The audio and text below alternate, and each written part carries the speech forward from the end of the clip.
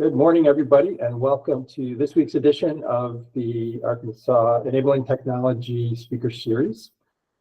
Happy today to have Annie Eubank from our grant team. You know her well already. She's done a couple of these speaker series. And today's topic is going to be assessment coaching tips. But before we kick it over to Annie, I've got a couple things that I want to make you aware of. So just a preview on next week's speaker series. So Harold Slopes, who is also a SME on our team, is going to be doing a speaker session on job coaching tech. So he's touched on this a little bit in terms of being out in the community with technology, but this is going to focus specifically on job coaching. And then we don't have a vendor spotlight today, and that's on me, just a little miscommunication. So next week, we're going to have two vendor spotlights with LQ and Dose Health. So tune in for that. So we will occupy the full hour next week. Still working on the Thursday, October 17th speaker, but tee that up soon. The other thing I want to make sure everybody has their eyes on are our upcoming summit. So it is, the main body of the summit is November 19th. It's a Tuesday. It's being held in Little Rock. There is an opening reception the night before for those who arrive early or who are in Little Rock and want to do some networking and some meet and greet the night before. And we have a really exceptional lineup of speakers. So it does include some of our familiar faces. Annie will be doing a presentation, as will Elena. You'll also see Patrick Lane there from Shift doing a presentation. But we're also bringing in some heavy hitters from across the country. And this was not the screen I wanted to bring up. I wanted to bring up the agenda. And sorry, that's not populating. There we go. Okay, so DHS is obviously going to be involved in this, and Melissa Weatherton is going to be doing the welcome remarks, and we'll be there to talk to you. And we have a keynote from Shay Tanis, who is one of the leading researchers in the enabling technology space from University of Kansas. She will be doing the morning keynote. You can go to the website. You all have this information to see the full list of speakers and topics. What I would like to just emphasize with everybody, you should get registered. So along with your provider registration come a couple of complimentary registrations, but also, communicate this out to the folks within your organization to encourage registration and attendance at this event. It's really going to be a hyper-focused summit on enabling technology. So you may hear dribs and drabs of enabling technology at other conferences you go to in Arkansas or nationally, but this is very focused on it, and I think you're going to get a lot of incredible content, and it is open to the full provider community in Arkansas. So you'll see some of the familiar faces that you see on these calls, but we've also cast a wide net, and there's going to be providers who are not involved in the pilot who are going to be attending as well. And so if you like the feeling of being out ahead of everybody and being in the lead and on the cutting edge, you're going to have that feeling, the 10 providers who attend, because you're going to know a lot of this stuff, and you're going to be just fine tuning and improving what you already know. And there's going to be other providers there who are very new to this. So please take some time, make sure this is communicated throughout your organization, and we really encourage you to attend. Okay, that is done. And now, Annie, I'm going to unshare. Okay. And you may take over. Window. Yep. Thank you. We got it. You got it? Good. Okay. So this is who I am. I think Paul said like 30 minutes or less, right, Paul? And then time for questions. And so shoot for 30, Annie. We don't have a vendor spotlight, which I didn't know about when I talked to you earlier, so you can go a little longer than that for sure. Okay. So thank you, everyone. So I put my initials down there. So my background is I am an occupational therapist that I have specialized in technology and I hate to say it, for like 30 years, in different ways. I was a provider. I worked for Permobil, the wheelchair company. I traveled all over the world, believe it or not, working with different governments, training, working with salespeople, working with providers, worked for Roho, the cushion company, worked for a tech company that does sensors. I worked for Blue Cross, and worked in training there. So it was like going to MCO University, learning the process, but I really got to learn Medicaid. And now I work for the grant, but I also work for United Health Group. So I'm privy to some broad stroke things. If you have questions about, trending technologies and things like that. I just went to a private conference that AARP sponsored with United Health Group, and that was amazing. So feel free to reach out on different things. So I have focused on, and what I'm going to talk to you about today is conversational assessment, because that's a word to use. It's how to do an assessment to really, and this is a gap that I see in other states with providers. And when I was on the PASS side at United Health Care in Tennessee, I would receive proposals back. The team would receive tech plans back. And the number one thing that was missing was how UM would look at it. UM was trained. And this, I'm talking about this because I know the aging providers are not under the PASS, but everyone else is. When the funder looks at it, they need the story to be told. This is John Smith. He has this diagnosis. He wants to do these functional things. These are his limitations. This technology will allow him to be independent in ABC.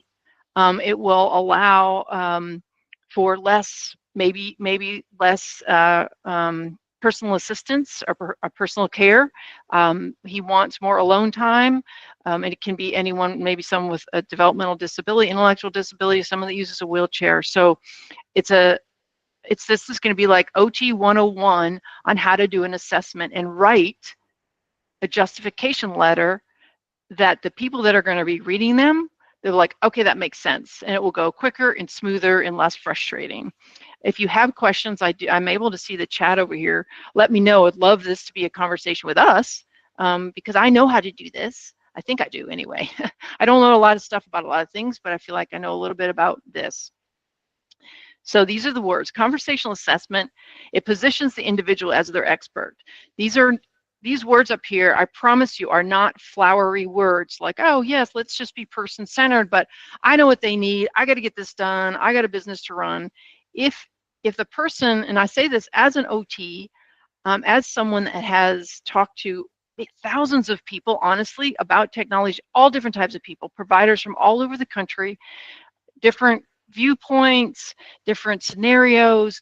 If the family and the person do not buy into it, it doesn't work. So also what I've seen is a lot of a device abandonment, from walkers to $40,000 wheelchairs to enabling technology, because somebody in the person's support group, their circle of support, didn't know about it or didn't understand. And so serving people using technology, to me as an OT, is not new.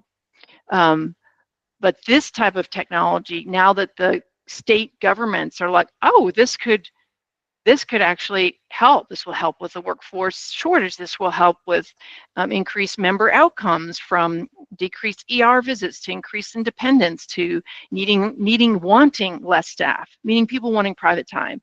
Not, oh, you have this, now you don't get staff. That's never going to happen. From a provider, it's not. So it is a collaborative dialogue, regardless of the person's IQ, their diagnosis, how they act, what they look like. I have met with all types of people. So when I meet with a family and they're like, this is Jimmy, he sits on the couch and he likes to watch monster trucks. Okay, well, that's all he does. He ain't gonna do nothing else. Are you sure? And this is all over the country. So I've never gotten kicked out of a home, and no one's ever refused to work with me. So I kind of do a little Lucille Ball sort of personality. I'm like, are you sure? Well, what's a good day look like? What's a bad day look like? So conversational, I'm going to talk a lot and ask them a lot of questions about the person, and ask the person, what do you like? Even if the person's not overly verbal, really watch and observe like what's in their home, what looks important to them. I'm not thinking about technology, and I know about technology. I promise you that is not the first thing. I really need to get to know them. Otherwise, if I suggest something like, it would be great as a sensor system, and then the mom, and you'd be able to go out and go to the store and have more freedom. If I start like that, honestly, it's another language because they're not there yet. They're not there yet. So you do have assessments. There's assessments in a shared folder. There's the one from Shift, and then we put some others in there. You can Google assistive technology assessment, and now with AI, you'll actually get a pretty good one. So they're out there. So this is, if you have that in front of you on a laptop or a piece of paper, that's fine. But how to do an assessment to gather information without going through the check boxes, because the check boxes will only get you so far. So listen to them deeply, like really listen and observe. And they're the primary source. So if the person is not overly talkative, doesn't use language a lot, they still lead, because I'm like, oh, he doesn't talk a lot. What's your favorite thing to do? Well, he's shy, he's not going to talk. I'm like, okay, is it okay if I ask your mom about your favorite thing? And I wait, and I'll wait the few seconds to if there's any response. And then rapport will happen. So what does a good day? So I'm looking for the next step for independence, because does that person that has been institutionalized, even if they're at home, so if I've received services my whole life and I have an intellectual developmental disability, there's an institutional feel all over the country. It's nothing to do with you or Arkansas. It's just the nature of being in services. My brain isn't going to say, you know what I would like? I watched this truck show and I'd really like a job at I don't know things like that, because my world is relatively small because of lack of choice. And again, that's nobody's fault. That's what happens. So I'm going to start for where they are. And I'm looking for the next step in independence, not the full-blown what I think could happen, because I don't know. So they do have to lead. Ask open-ended questions. So allow the person to talk, allow the family to speak. So what do you feel about that? Not just yes and no. If you have an assessment with checkboxes, it's probably kind of yes and no questions. So you want to be able to, and this training is just a smidgen of what trainings I've provided for case managers. Hundreds, each MCO has had 200 or 300 coordinators, and it was also there when they do assessments to have a conversation with the person. The data that comes back is much richer. So this is also training that has been available, not this exact training, but the concept of it for case managers. So strength-based means, what can they do now? If John Smith is on the couch using a remote, what are his strengths? And here they are, okay. I look, okay, his ankles bend, he can sit down by himself, so his hips go to 90 degrees. He has trunk control. He can use his arms. He can use his arms outside. He has distal control. That means at the end of the fingers. Distal control, he can supinate his hand. He can look, he has vision. He can tell the difference between the black remote and the white buttons. That's contrast, that's figure ground, that's figure ground means you can see what's in front and what's behind. That's a little bit of like a visual assessment. If they had said, well, he used to use this remote, but he kept pushing the wrong buttons, that my vision's often overlooked. Okay, what happened? So what did you try? Tell me about this. He used to watch TV and now he doesn't. Like, did something happen? Just different things like that. So I can tell that he has supination. I can tell that he can isolate a finger, and is he pushing like this, or is he pushing with one finger? Does he choose his own programs? Cause and effect. That was a talk that I did earlier, cause and effect. So look how much you can see just by that activity that can be overlooked as he sits on the couch and watches TV all day. So he can use something, he can grasp something, and he can make decisions. Does he watch a certain thing? Yeah, he loves these shows. Does he know when they come on? Oh, yeah. And then the person sometimes might start talking more like, yeah, I like this. It comes on at 3 or whatever every day. if those conversations are not happening, the tech that you are like, you're learning about tech and different things, ring doorbells, automatic locks, the family dynamics, and like, I'm still going to ask questions like this, and I think I ask them in a way that's not irritating. So it's not like, oh, you don't know, you're like a professor up in ivory tower. I've done like hundreds of assessments, and you act as a facilitator. So I'm facilitating, and sometimes people have said to me, I don't know, you're the occupational therapist. I'm like, I can't tell you what you need. I'm here to ask you questions, and then we'll eventually get to what might work for you, if anything, right? Like, what do you want to do? Like, what is it that you want to do? I don't know. And then what's important to you? If I ask enough questions, like if it's, I like it when my uncle comes over because I have hot dogs. Then that's an activity. In the OT world, that would be an activity analysis. You break it down. What is it about the hot dog? You know, is it like, what happens? What's happy about it? Well, he comes over, we talk football. How do you like your hot dog done? Do you like them boiled? And I'm not just creating conversation, because if they're boiling the hot dog versus frying it, those are two different types of activities.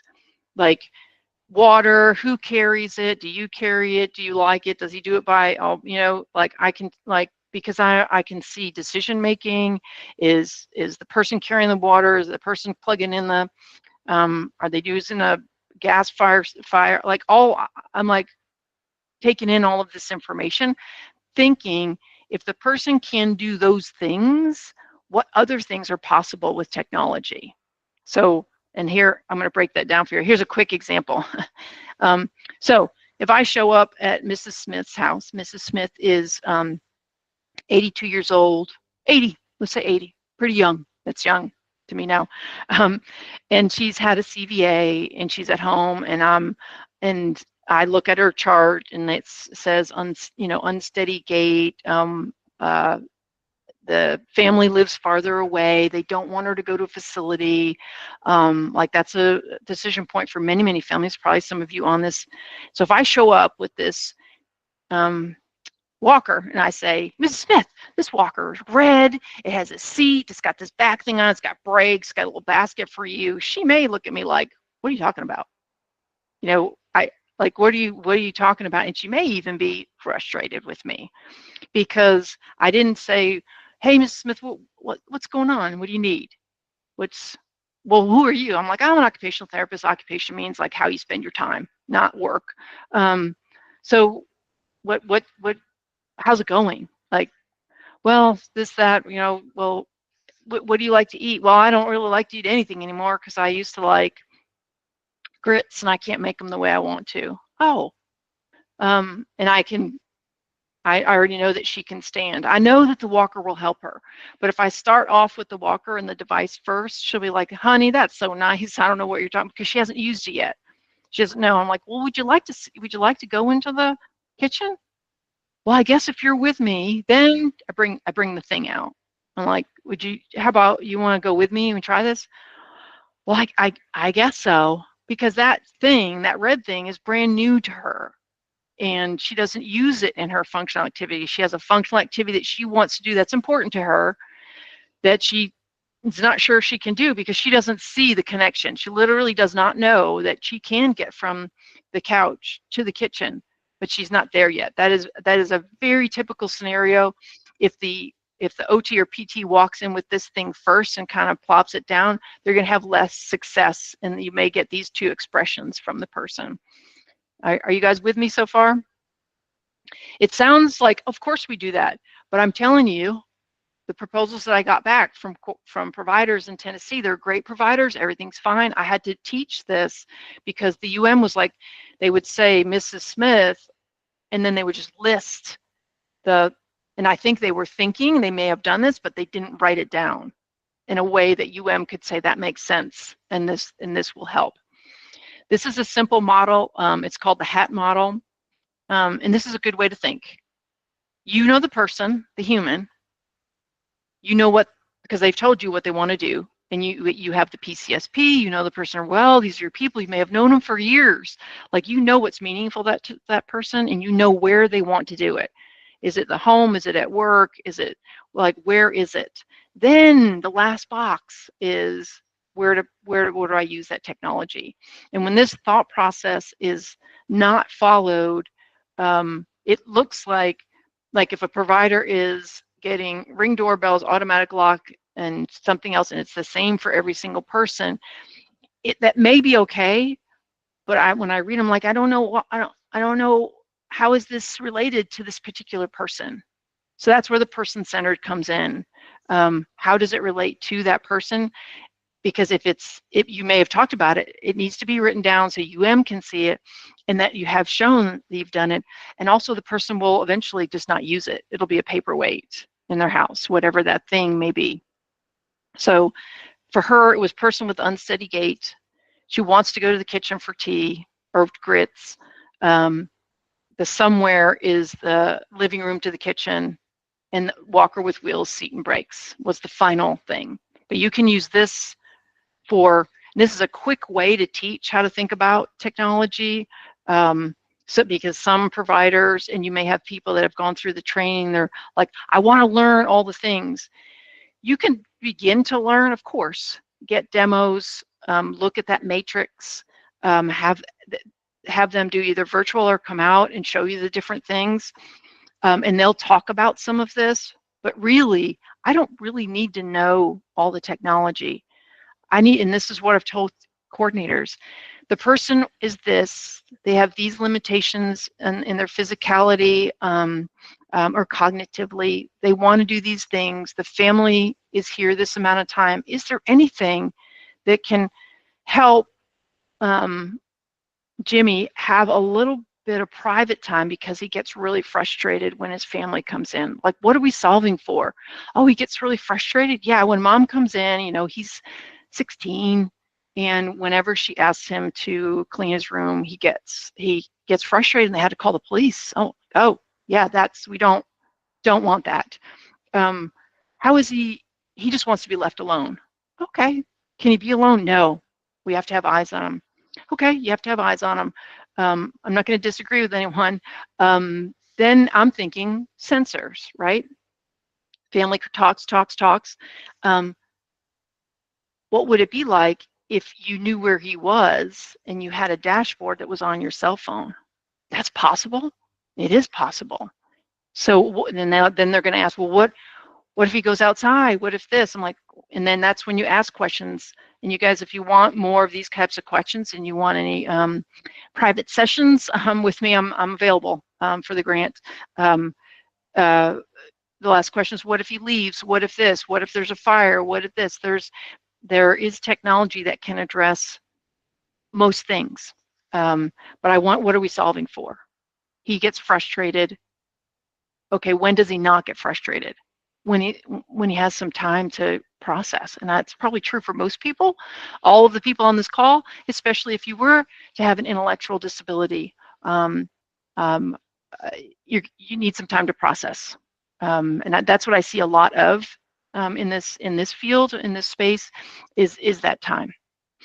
I've seen miracles, you guys, when people have space and time, unwanted behaviors decrease. That's probably true for everyone on this call also, right? Here's a scenario. Person is 30 years old with an intellectual disability and history of elopement and anger. Activity, private time to smoke and relax. That is an activity. It doesn't matter unless it's illegal. We support. That's the other thing. I'm not here as a judge. I'm here to support someone, because if the person wants to stop smoking, that's not my role right now. My role right now is to give them some space so they don't elope and get angry, or angry and then elope. The environment is outside porch with staff right now. Possible technology, you collaborate with the person, possibly. And the reason I use this example is I've seen it like several times. Maybe a Ring doorbell, maybe a GPS watch if the person's open to it with two-way communication, maybe sensors on the door. Ask, and this is a real scenario that happened in 3 different states. So what if you go on the porch and there's no staff will stay in the house? in this watch is like a walkie-talkie. Are you? And they would be able to tell where you are. Are you okay with that? Maybe. Okay, because one gentleman would go about a mile away. He was young and he had like the body of a runner, and he would run, literally run. I'm like, where do you go? And he's like, McDonald's. I'm like, why McDonald's? He says they have free Wi-Fi. I'm like, good point. But when he would go, the staff would have to go through in this state, they would have to go through their incident reporting. And it would have to be an incident. Sometimes 911 was called, and that contributed to his trauma. So there are studies that almost everyone with IDD has experienced trauma, especially if they're in any kind of state care, group homes, institution. It's just the way it is, because you don't have a lot of choice, and that equals trauma. Don't take offense to that. That's just the way the brain works. So are you okay with that? Sensors on the door, the staff would know that they're out there. You wouldn't even need a camera necessarily. So if the person's on the porch, the sensors would know the person's on the porch. If they don't come back in within a certain amount of time, and you would work that out with the person, like, hey, how 15 minutes, is that cool? Yeah, that's fine. If it's the cold months and you're worried, you could, like, how about 5 minutes? Because we're worried if there's no camera, like a Ring camera out there, I want to make, do you have a coat on? Because I've heard that too. People go outside, there's no coat. We're worried we have to send staff out there. Now the staff's out there. Now a staff has to go with that person every time they smoke. That decreases the optimization of the staff's ability to in the other home or homes, and it frustrates the person over time, and behaviors increase. That the person becomes higher acuity and needs more staff. So let's take the spiral and head it down instead of up. A little less staff, use technology, staff can be optimized other places. The person's unwanted behavior for themselves may decrease. So that is a scenario. Do you guys have any questions or thoughts? Am I saying things that are relatable, or you can tell Paul you never want to, you don't want me on these calls anymore. Is this helpful? Do you have any examples? What's going through your head right now, unless you're multitasking and you're watching the news?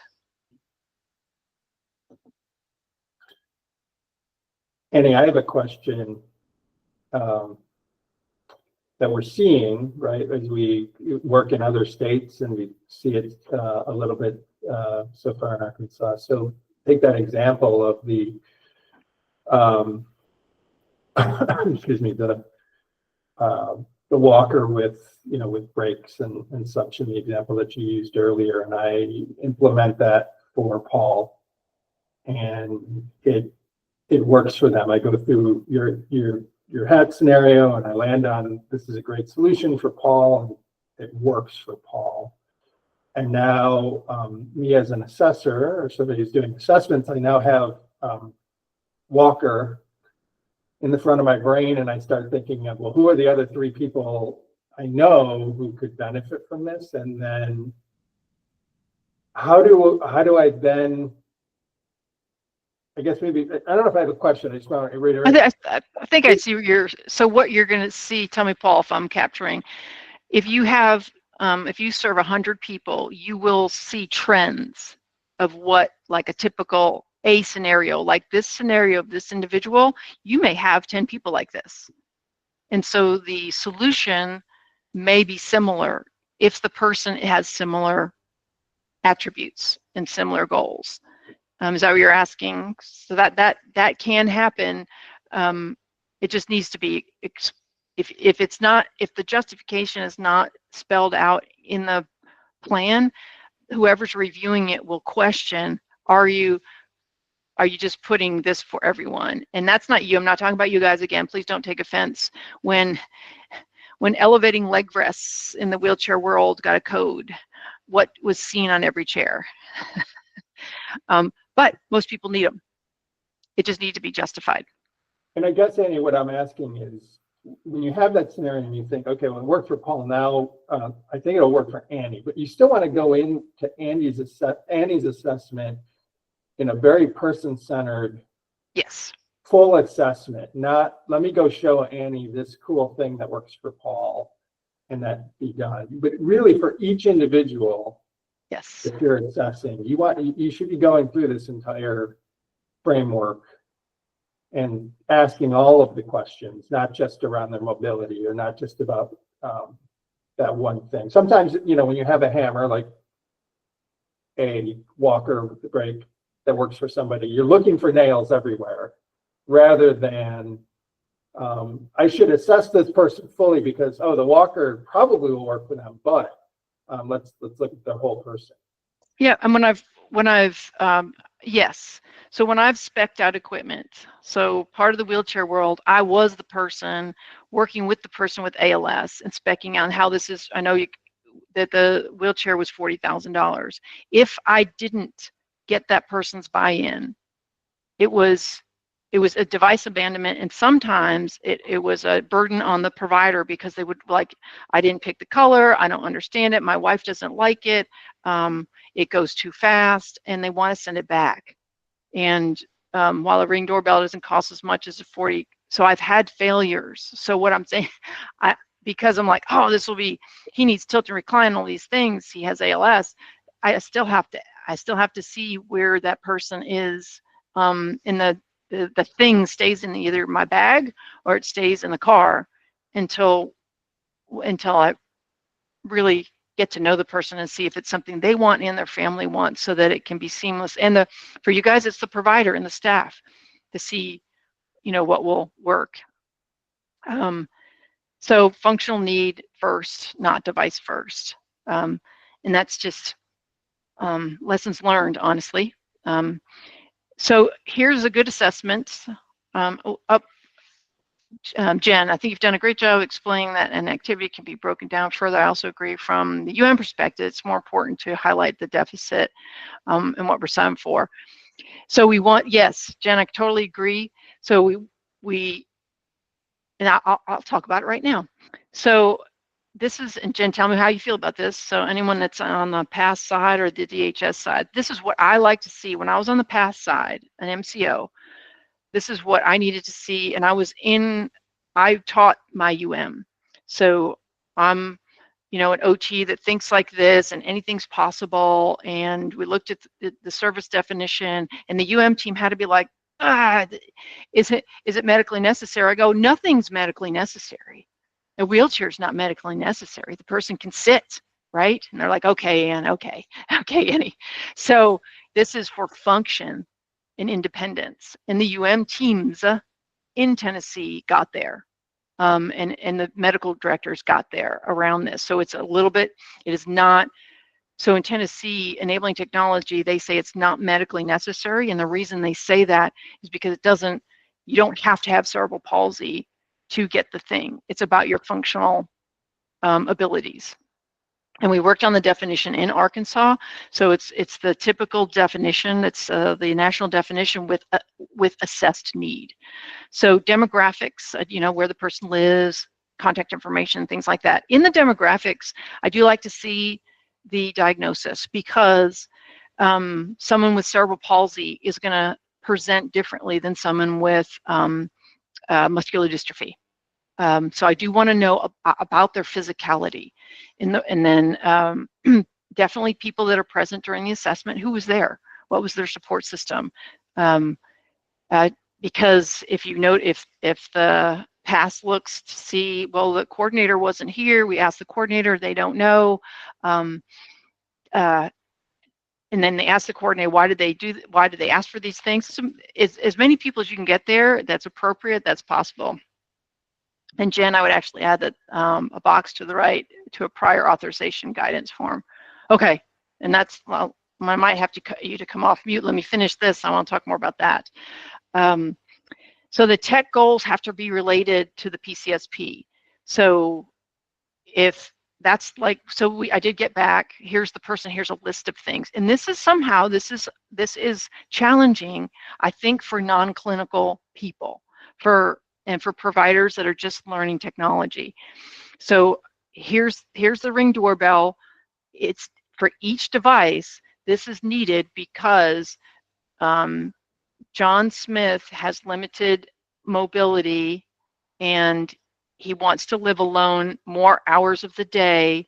He's able to have the ring on his app, like really spell it out of how they're going to use this. This allows John and his family, this allows him to have more time that's private time. This allows him to be more safer at night.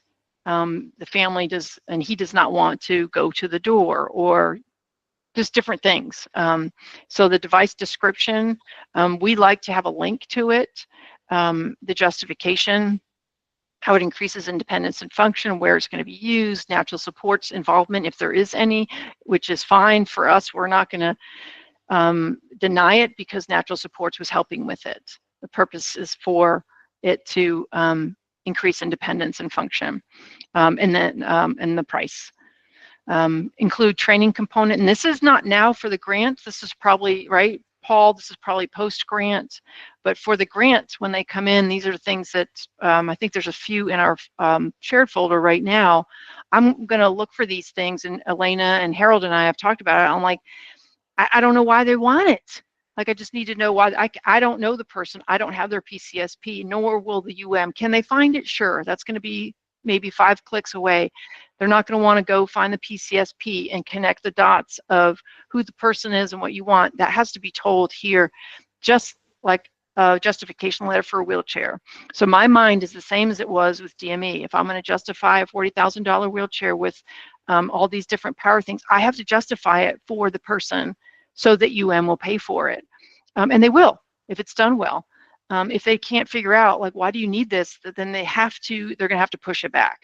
And I don't think there's any denial that's going to be here for the beginning, but they might push it back and ask you more questions. Describe responsibilities of the provider vendor, what you're going to do. Are you going to provide training? What's the backup plan? The family's involved. Maybe the provider is involved. This is what we're going to do. Address installation. Address if there's any internet or cellular access that's applicable to that, and contact numbers.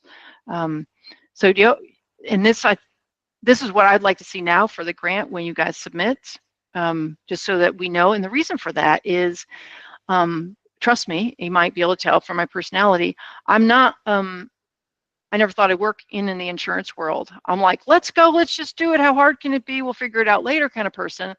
But there is the auditing process. So when I was employed by an MCO/PASS, when we get audited, it's our responsibility to use Medicaid dollars wisely. And I did not want the DHS of Tennessee to come in and say, you proved all these things, but we don't know why. So there's the compliance and the regulatory guidelines around that. So that was one reason. The other reason that the justification needs to be done well is data. You guys. So what the passes I hope do, and what we're doing at United is we look at claims, we look at the people. Okay, these are the people that have received technology. Are they healthier? Are they doing better? And you can look at incidents, you can look at med errors. There's different data points, right, that the MCO has, and that's where it's at, and it always has been. And that's what, when I would go to Medicare and ask for, we need this cushion, and I would be working with the manufacturer. Why do you need the cushion?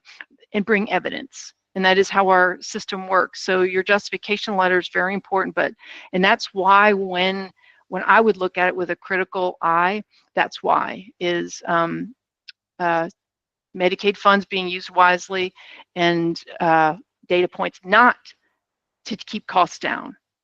And the UM teams in the Medicaid space, in the waiver space, we're not allowed to do that. We can't arbitrarily deny something, right? So everyone's the same way, but we do need to use funds wisely. But all that takes is writing a good justification letter.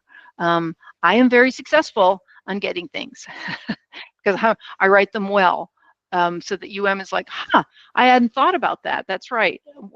Since we do have another quick example is, there was someone in Tennessee that had obesity and a type of autoimmune maybe MS or something like that, where she would get hot. And when she would get hot, it would exacerbate. And the provider asked for an ice machine that was closer to her. So a small ice machine, like this big. And the team's like that, because we would do rounds, and I think it was literally that. And I said, okay, let's think about it.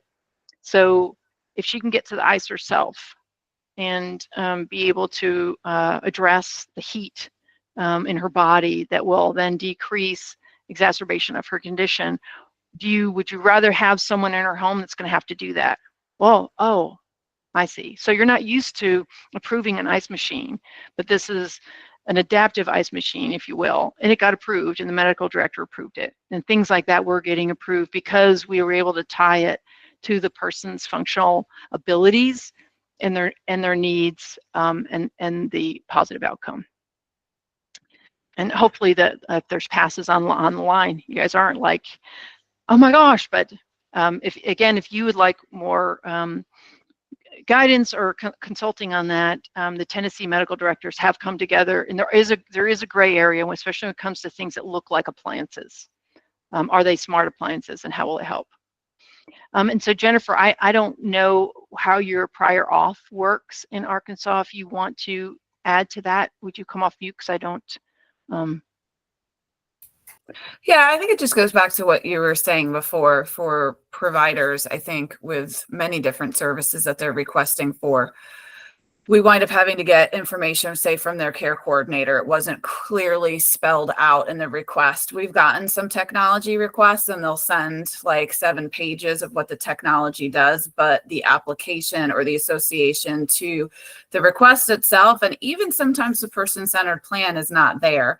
Doesn't mean that the justification isn't there, it just wasn't presented to us clearly. So what we try to do with our prior auth forms, and I know we're just in the pilot phase of this and there's not going to be an authorization coming through at this point, but we try to give the providers as much guidance on what it is that we're looking for. So just from my perspective, how do I make it easier to hopefully approve the request and have the justification there? And I think it's about giving the providers and care coordination team members enough information on the front end of what it is that we're looking for. And so I just feel like, from my perspective, that box is just a good initial starting point for what it is that we need in your request for an enabling or assistive technology. So it's really kind of just basic.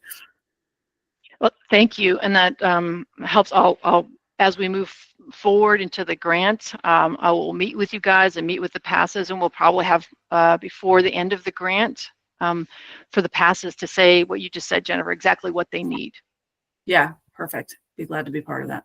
Yeah, for sure. So it's more clear right now when the providers, when you guys submit, it's coming to me, Elena, and Harold, and we will send feedback for you, and I'll be the Jen on the feedback on what's needed. So I do look at it from a pass lens, Elena more from a state lens, and Harold. I think, any questions? I think that's all the content, because I didn't want too much content for several reasons. Yeah, please, if you have any questions for Annie, I know some of you have already done some assessments, others are sort of gearing up to do assessments. So if you have any specific questions for Annie, please feel free to share those. I will help you with the assessments. I can be on the phone. I will be in person for the week of the summit. Or if you do an assessment and you just any part of it, let us know. We're here for you. I feel like I'm being a little underutilized, honestly, for the grant. So please reach out. And I think this might be a useful time for me to spend 5 minutes just showing the forms that we're currently using. So we've got assessments top of mind at the moment. Thanks for unsharing, Andy. I'm going to share out my screen in a moment. So all of the providers, at least, have access to the forms I'm going to show you, and I can make these available to the passes as well. Just be aware these are pilot specific forms, right? So the pilot is these are for the pilot. period, which ends at the end of March. So one of the things Annie said earlier is we've given you latitude in terms of which assessment form to use. So you went through the SHIFT training. The people in your organization who went through the ETIS, the SHIFT Integration Specialist certification, were trained on doing an assessment and using SHIFT's form, and we highly encourage you to use that. We did get some feedback from some organizations that they wanted to tweak the form. So we also have a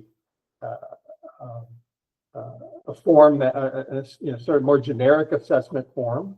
And as Annie said, you can Google how to do an enabling technology assessment, and there are probably forms out there as well. So a lot of latitude in terms of how you craft your own form. But what you submit to us needs to have some commonality to it. So we've asked you, when you completed an assessment with an individual, to submit the form to your SME, okay? And in addition to that, to submit your technology recommendation. I'll make this a lot bigger. Hopefully you can see it. So this is, in a practical way, speaking to a lot of the stuff Annie was just talking about, but essentially capturing at the end of the assessment, what's the goal that you're trying to impact, the desired outcome for that individual that you're trying to impact. And maybe it is, to use Annie's example, for your aging beneficiary to be able to go from the living room to the kitchen without the assistance of a staff member, right? So the recommended technology may be that walker that Annie suggested, and that's what would go in the second field. And then a justification around how this technology will address that outcome. So for each thing you're recommending for your beneficiary, you would have a line item on here, and this would get submitted into your SME as well. In addition, on this form, what's the technology failure plan? Okay, so with some examples, if the walker breaks, the technology failure plan may just be staff member continues to assist as they did before to get the individual from the living room to the kitchen until the walker can be replaced. That's a pretty simple example. When you start talking about like a monitoring system failure, the internet went down, you need to have a plan for how does your team spin into action to make sure that the absence of that technology does not adversely impact. So this is where you're going to lay out what the backup plan is for each line item that you have up above.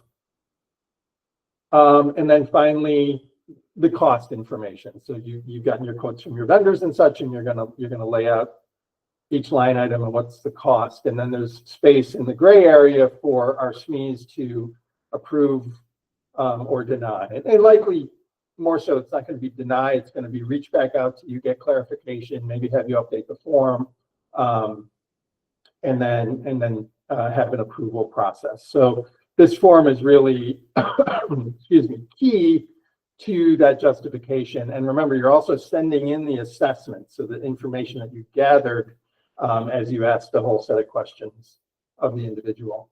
The last thing I would show you, this loops back to the assessment, is we did put together a list of what we call supplemental assessment questions. So whether you're using the SHIFT assessment, whether you're using the more generic assessment that we made available, you just may not have in your head yet, because you're lacking experience, what are some of the questions you can ask around the kitchen? And so in here, we've got several different areas. Questions to ask related to the kitchen, activities in the living room or family room, activities in the bathroom. These are just leading questions that can help start a conversation. You're doing all the observation that Annie talked about in terms of the person's mobility and can they sit upright and what does that tell you about them. But then you're also, you want to try to ask some pretty open-ended questions to get the person talking about their daily activities. And again, you just might not have that question set in your head around the kitchen or the bathroom. So lean on these as at least some conversation starters. And after you've done this a few times, these questions are going to become just part of your thinking around the assessments. So I wanted to point all of that out to you, since we had ourselves focused on the assessments. I can take questions about any of those forms if you have those. Folks from DHS in the past, I feel like I said this once before, and I may not have done it. I will make these forms available to you through email so that you can see what the providers are doing right now through the pilot phase, and it might help inform some of the processes that you build out as you go forward.